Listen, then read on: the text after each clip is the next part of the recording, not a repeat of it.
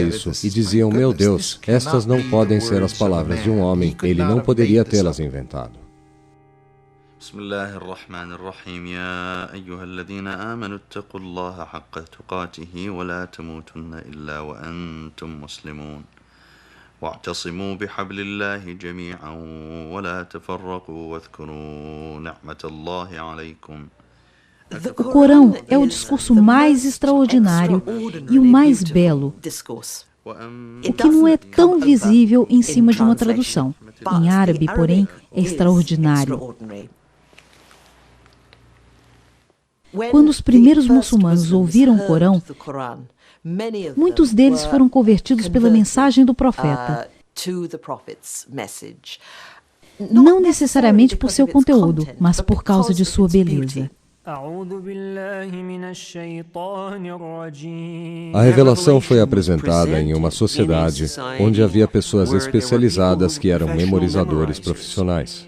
Eles ouviam uma coisa recitada uma vez e eles poderiam repetir isso. A recitação de Muhammad foi cuidadosamente preservada imediatamente nas mentes dos memorizadores e nas mentes das pessoas que sabiam escrever. O que nós chamamos hoje de Alcorão representa uma coleção completa destas palavras literais de Deus, que Muhammad recitou apresentando a revelação de Deus.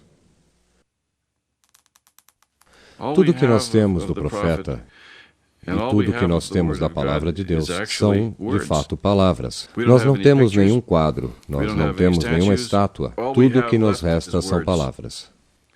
Nós podemos pegar estas palavras e, pela arte da caligrafia, podemos fazê-las mais vívidas, mais acessíveis. Para Mohammed Zakaria, as palavras são como bases de forma da arte. Para prevenir a idolatria, Mohammed proibia, através da revelação, a criação de qualquer imagem do profeta ou de outros profetas. A caligrafia, então, tornou-se a forma mais alta da arte do Islã. Entre o texto sagrado que Zakaria escreve está o Hilal, um retrato em palavras do profeta, transmitido por Ali, a quem foi solicitado descrever o profeta. Sua face não era estreita nem era completamente redonda, mas era um pouco arredondada. Quando ele olhava para alguém, ele olhava com sua face diretamente virada para ele. Quem o via inesperadamente se sentia parte dele, e quem se associou a ele o amaria fraternalmente. Qualquer um que o descrevesse diria: eu nunca vi antes tamanha luz, que a paz esteja com ele. Eu acredito que esta narrativa é como ter, por um pequeno momento, o profeta perto de você, de forma que você pode olhar para isso e pode pensar nisso de vez em quando. Muhammad sempre insistiu que ele não era uma figura divina. E ele sempre advertiu seus seguidores para não fazer dele o que os cristãos fizeram com Jesus, filho de Maria, colocando-o num pedestal e dizendo que ele era Deus ou divino. Ele não era, ele era um ser humano comum, e os muçulmanos levaram isso muito a sério. E o que eles dizem é que Muhammad era o homem perfeito. E que se você olhasse para Muhammad, você poderia ver que um perfeito ato de entrega a Deus havia acontecido.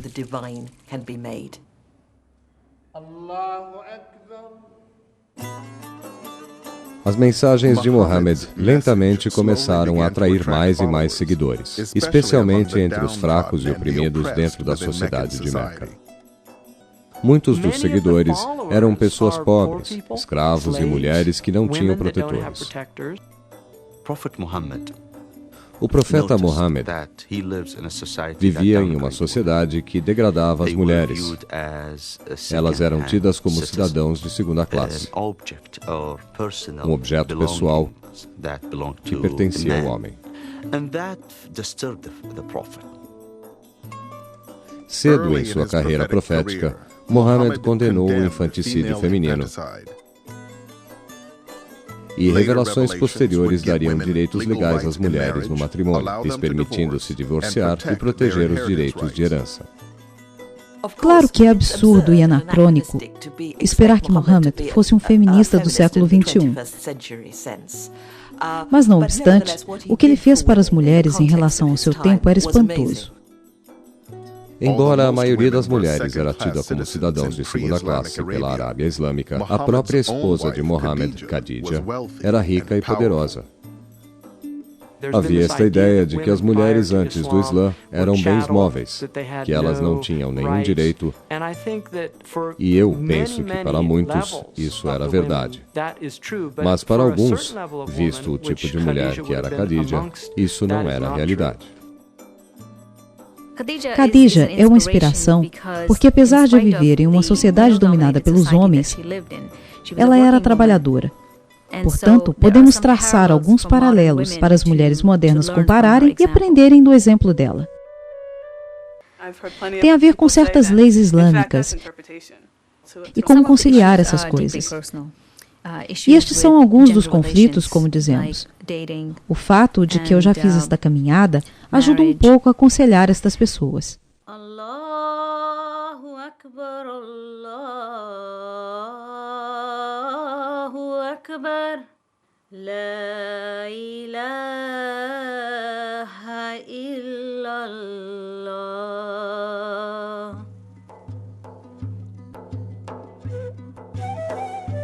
Em Meca, a oposição a Mohammed estava crescendo. Sua mensagem sobre o monoteísmo e suas campanhas contra a idolatria ameaçavam o lucrativo comércio que abastecia a economia de Meca. O negócio de Meca era de atrair os peregrinos para lá. Eles queriam continuar a ganhar dinheiro, e o modo deles atraírem os peregrinos a Meca é fazer com que as pessoas viessem visitar seus deuses. E lá aparecia alguém que está dizendo: estes deuses não são reais, eles são rochas, eles são pedras. Ou seja, esta mensagem tinha implicações econômicas aos Quraishitas. Eles estão preocupados. Aquele homem iria arruinar os negócios. No sistema tribal, Mohammed era protegido pelo tio dele, Abu Talib. Dessa forma, o povo de Meca foi ter com ele e lhe pediu que lhes entregassem Mohammed. Abu Talib estava em uma posição difícil. Ele não era muçulmano, mas era contra os seus princípios simplesmente entregar seu amado sobrinho para essas pessoas que o matariam sem qualquer cerimônia. Assim ele chamou Mohammed de lado e disse: olha, não faça isso, não faça isso. E naquele momento o profeta diz: se puserem o sol em minha mão direita e a lua em minha mão esquerda, eu não deixarei de pregar o que estou pregando, até que esta mensagem seja entregue ou eu morra. E isto é o que ele conta para o seu tio. Nesse ponto, ele insiste e o tio dele olha para ele e percebe a profundidade da convicção daquele homem. E ele diz: diga tudo o que você quer, você tem minha proteção. Uma das coisas que o profeta diz é que é nosso dever corrigir as injustiças no mundo. A mudança está em suas mãos. Se você não for capaz, então fale contra isso. Se você não for capaz disso, então sinta-se mal sobre isso em seu coração. Mas esta é a forma mais fraca da fé. Onde quer que possível, o muçulmano deve tentar entrar em ação e não deixar nenhuma injustiça passar sem ser denunciada ou repudiada. Se eu pratico o Islã no trabalho e intervenho no que eu tenho que interferir com relação a qualquer outra prática religiosa, isto torna mais fácil para o próximo muçulmano que vier a bordo. Eles também o respeitam por realizar um bom trabalho, porque o preconceito e mal-entendidos desaparecem.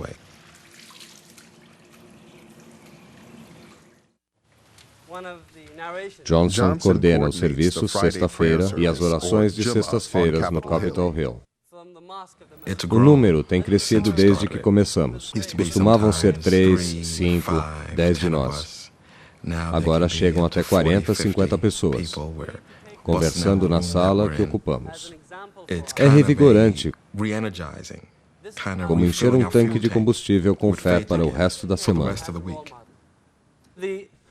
A imagem do mensageiro nos dá um exemplo de alguém extremamente bem-sucedido como governante. Não obstante, ele nunca teve sua integridade abalada.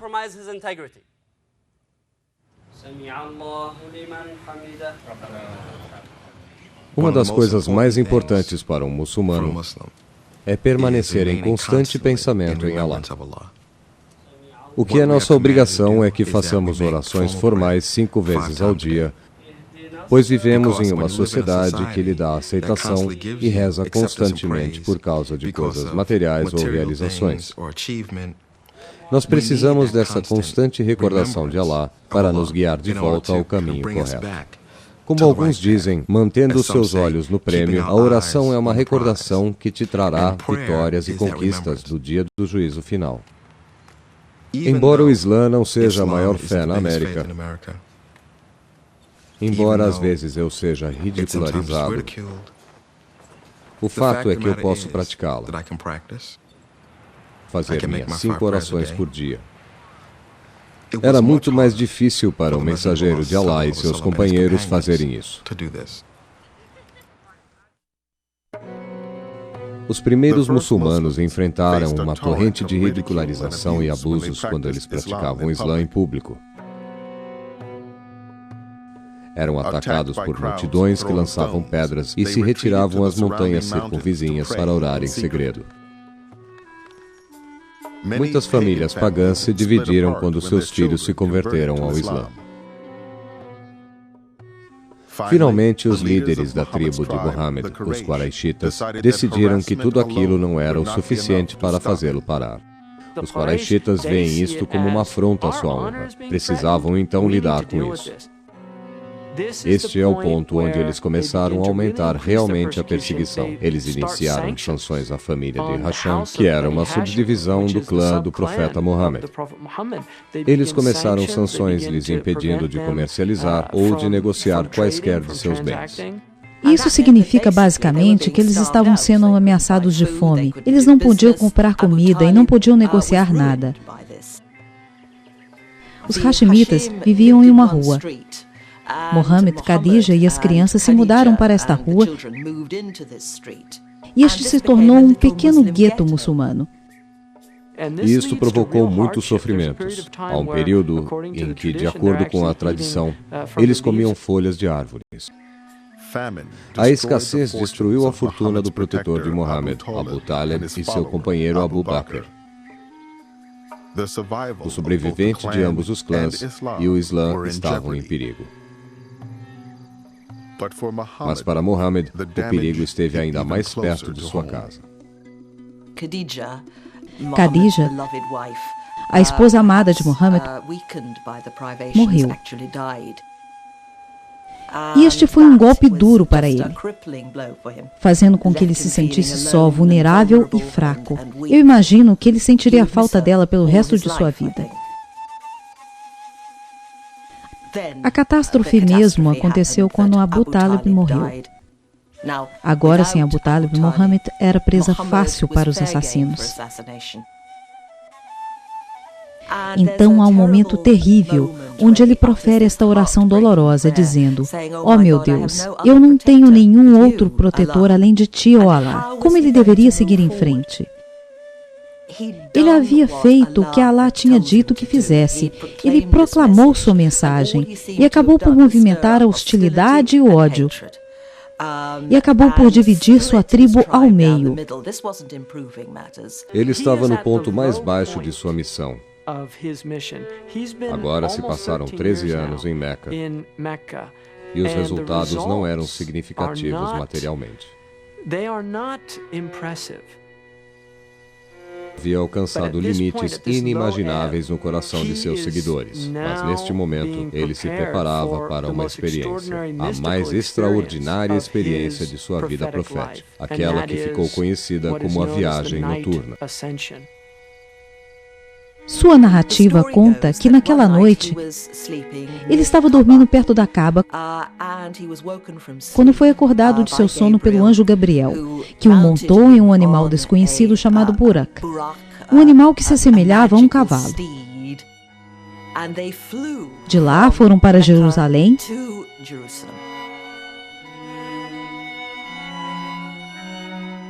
onde então começou uma ascensão para cima pelos 7 céus até o trono do Divino. Em cada fase, ele vê profetas do passado. Encontra Abraão, Jesus e João Batista. Encontra Moisés. E finalmente adentra a presença de Deus. E de lá as fontes silenciam, porque ao adentrar a presença de Deus, você está além das palavras. E ele recebeu de Deus a ordem para as orações, as diretrizes para conhecimento e verdade, e muitas injunções da religião, inclusive a forma final das orações diárias. Tudo isso aconteceu em um tempo além do tempo. É isto que algumas fontes dizem que da mesma forma que balançavam as portas quando ele saíra, ainda balançavam quando ele voltou. Para os muçulmanos, posteriormente, também significou que o ponto de partida, Jerusalém, também se tornou importante. Os muçulmanos dizem que há 3 cidades sagradas: Meca e Medina, a cidade do profeta, e Jerusalém. Quando ele volta, alguém lhe perguntou o que ele havia feito, e ele disse: eu fui ontem à noite para Jerusalém. Você disse que foi ontem à noite para Jerusalém. Você vai dizer isso publicamente?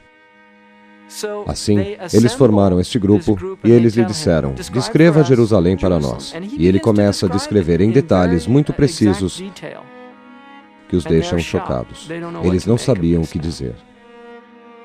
The story of the night journey not only incited Muhammad's enemies, it caused doubt even among some of his followers. Isso é algo que eles realmente não esperavam. Uma viagem que levava 1 mês para ser feita, em uma noite e ainda voltar. Abu Bakr diz: prestem atenção. Eu acredito que ele está recebendo mensagens de Deus, o que é certamente mais extraordinário do que fazer uma viagem para Jerusalém. Como a relação de Muhammad, o povo de Meca continuava se deteriorando. Os inimigos dele decidiram que já era tempo de eliminá-lo. E eles decidiram escolher um jovem de cada clã. Todos eles iriam juntos e todos o golpeariam de uma vez. Assim, o sangue seria distribuído entre todos os clãs.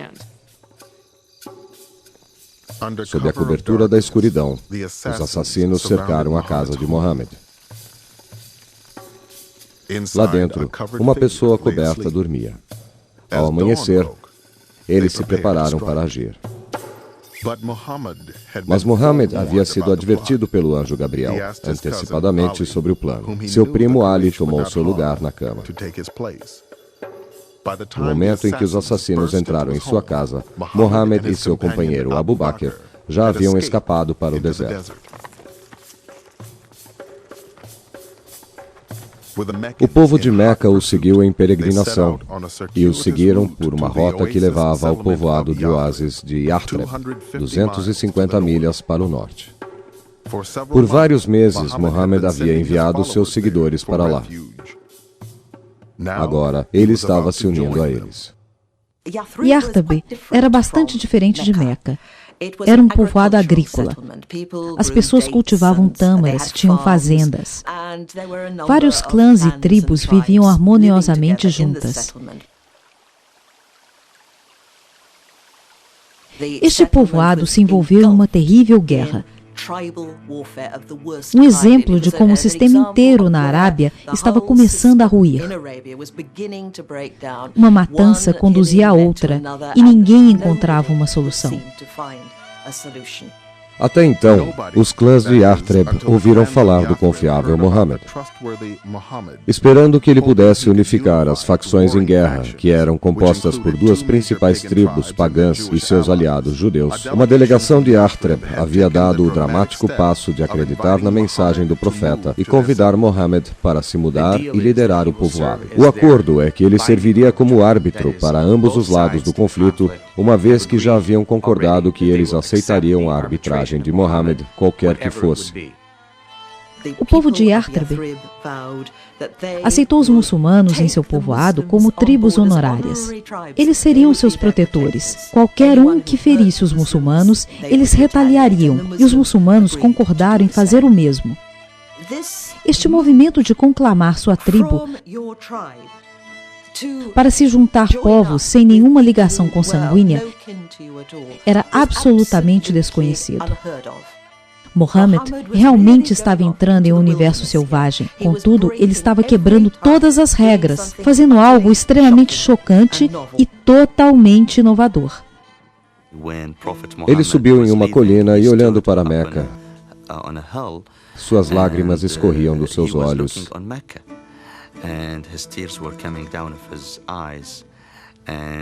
E disse: Deus sabe que eu te amo tanto, Meca, mas é seu povo que está me expulsando.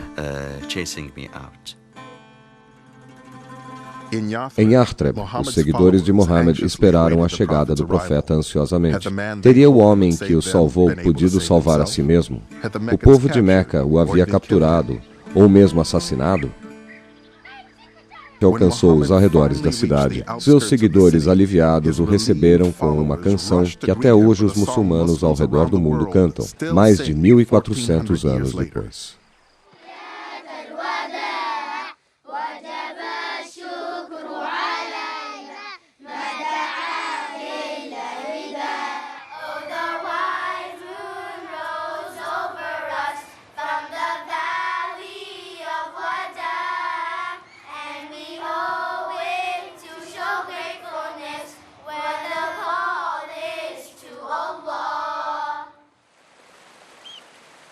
A chegada de Muhammad marcou o início de um novo e dramático capítulo na história do Islã. Pela primeira vez, ele seria o líder de uma comunidade soberana baseada na lei islâmica. Yartrib veio a ser conhecida como Medina. Muhammad chega em Medina como alguém que tem muita capacidade. Assim, em cada fase de sua vida, há um novo desafio. Medos e, obviamente, dúvidas novas. Assim, Deus o ia inspirando na política, na estratégia, nas táticas, e no final das contas ele se tornou um estadista guiado por Deus. Diferente de Jesus e Buda, que eram líderes puramente espirituais, sem muitas responsabilidades temporais, Muhammad era um chefe de Estado. E depois de ter transferido as famílias muçulmanas de